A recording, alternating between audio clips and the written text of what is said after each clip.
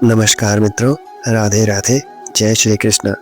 श्री कृष्ण लीला के एक नए अध्याय में आपका स्वागत है। माखन चोर श्री कृष्ण गोपियों को सबक सिखाने के लिए अपने मित्रों के साथ एक योजना बनाते हैं। वो क्या योजना थी, इस वीडियो के माध्यम से आप जान सकते हैं। और किस प्रकार श्री कृष्ण ने बकासुर और अघासुर का अंत किया, जानने के लिए इस वीडियो को अंत तक पूरा अवश्य देखें। और यदि इस चैनल पर आप नए हो तो इसे सब्सक्राइब करना ना भूलें और बेल आइकन प्रेस कर लें।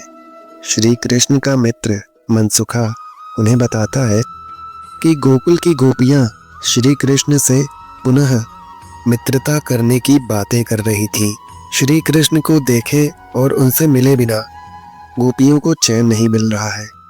जब कान्हा अपने मित्र की ये बात सुनता है तो उन्हें यकीन नहीं होता। वो अपने मित्र से कहते हैं, ये गोपियां कहीं फिर से तो हम लोगों की शिकायत मैया यशोदा से तो नहीं कर देंगी। तब उनका मित्र मनसुखा कहता है, आपसे मिले बिना उन्हें चैन नहीं आ रहा है तो वो आपकी शिकायत अब नहीं करेंगी। सारी मित्र मंडली बैठकर गोपियों को मजा चखाने की योजना बनाती है। श्री कृष्ण के मित्र उनसे कहते हैं, आप ही हमारे सेनापति हो, हमें कई दिनों से माखन खाने को नहीं मिला है और एक आप ही हो जो हमें माखन लाकर दे सकते हो। तब श्री कृष्ण अपने मित्रों से कहते हैं, चिंता मत करो मित्रों, मैं तुम लोगों का मनोबल इस तरह नहीं गिरने दूंगा। मैं तुम सबको माखन अवश्य खिलाऊंगा। श्री कृष्ण अपने मित्रों के साथ मिलकर गोपियों को परेशान करने की योजना बनाते हैं।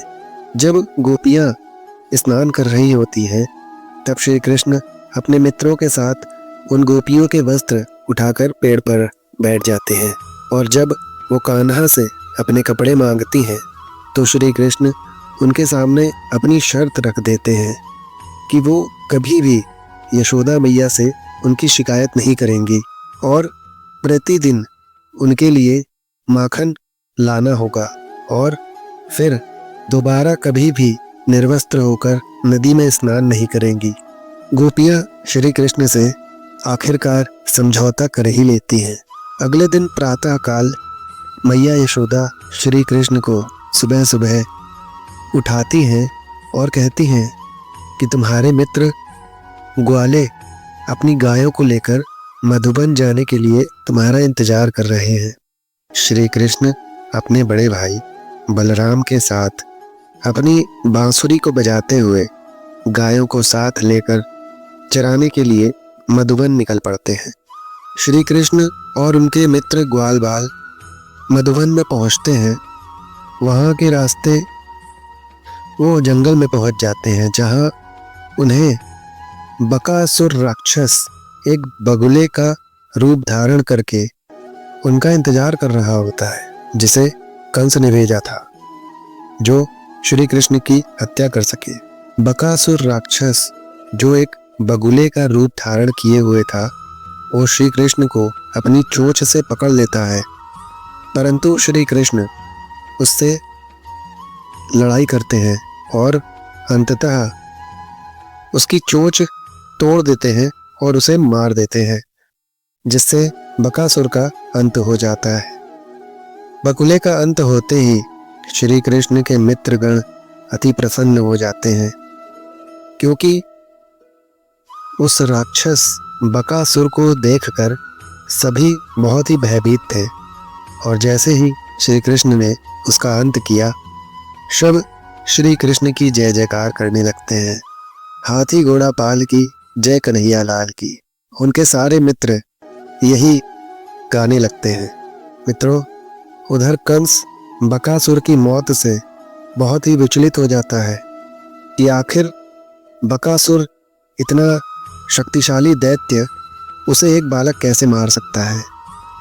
कंस अपने सलाहकारों से कहता है कि हमने एक से एक बड़े मायावी राक्षसों को उस नन्हे से बालक को मारने के लिए भेजा, परंतु वो सब मारे गए और अंततः पूतना का सबसे बड़ा भाई बकासुर, उसे भी आज उस बालक ने काल का ग्रास बना दिया।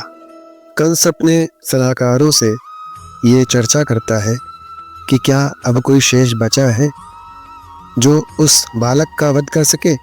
अवश्य ही ये वही बालक है जो देवकी का 8वां पुत्र है, क्योंकि देवकी की 8वीं पुत्री ने अष्टभुजी देवी का रूप धारण करके यही कहा था कि मुझे मारने वाला जन्म ले चुका है।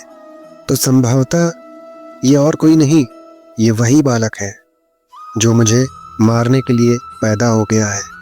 और ये कोई साधारण बालक नहीं है, क्योंकि इन असुरों का वध कोई साधारण बालक नहीं कर सकता। कंस के सलाहकार उसे अघासुर नामक एक विशाल अजगर को श्री कृष्ण को मारने के लिए भेजने की सलाह देते हैं। अब कंस अघासुर को श्री कृष्ण को मारने के लिए गोकुल में भेजता है। मित्रों, अघासुर एक बहुत ही बड़ा और विशाल अजगर था। वो अपना मुंह खोल करके गोकुल में पहुंचकर एक ऐसी जगह बैठ जाता है जहां श्री कृष्ण और गोकुल वासियों को ये लगता है कि एक गुफा के अंदर वो प्रवेश कर रहे हैं, जबकि वहां अघासुर अपना मुंह खोले बैठा था, जिसे गुफा समझकर ग्वाले उसी के मुख में चले जा रहे थे। जैसे ही श्री कृष्ण उसके मुख के अंदर आ जाते हैं, अघासुर अपना मुख बंद कर लेता है। मित्रों, उस राक्षस का मुख बंद होने के कारण अंदर प्राणवायु नहीं जा रही थी, जिससे सारे ग्वाल बाल बेहोश हो जाते हैं। फिर श्री कृष्ण अपनी लीला दिखाते हैं और अपना आकार बड़ा करने लगते हैं और उस अघासुर नामक अजगर के मुख को फाड़कर उसका वध कर देते हैं और सभी ग्वाल बाल उसके मुख से बाहर आ जाते हैं। तो वास्तव में ये जो अघासुर था वो आदि दैत्य शंखासुर का पुत्र था।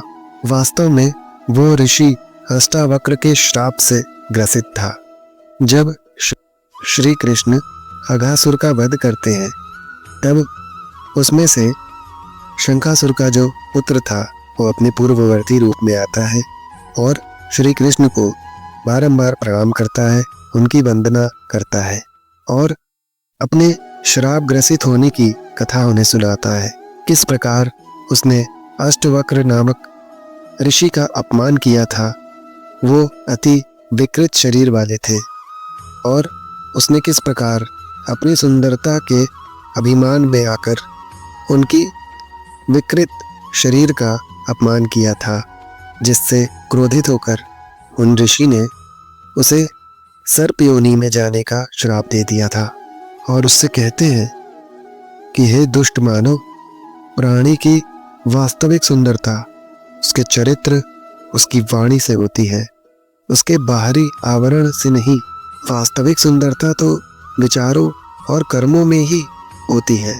शरीर के रंग रूप से सुंदरता का पता नहीं किया जा सकता।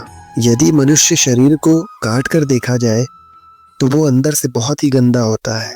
यदि कोई जानबूझकर किसी भी विकृत या अपंग मनुष्य का अपमान करता है तो वो दंड का भागी होता है, उसे उसका दंड अवश्य मिलता है।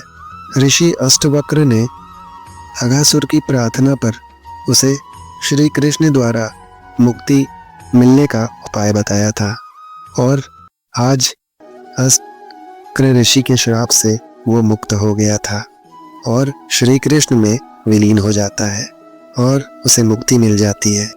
तो मित्रों, ये वीडियो आपको कैसी लगी कमेंट में राधे राधे लिखकर हमें अवश्य बताएं। यदि ये वीडियो आपको अच्छी लगी हो तो इसको लाइक करना ना भूलें। जय श्री कृष्ण। राधे राधे मित्रों।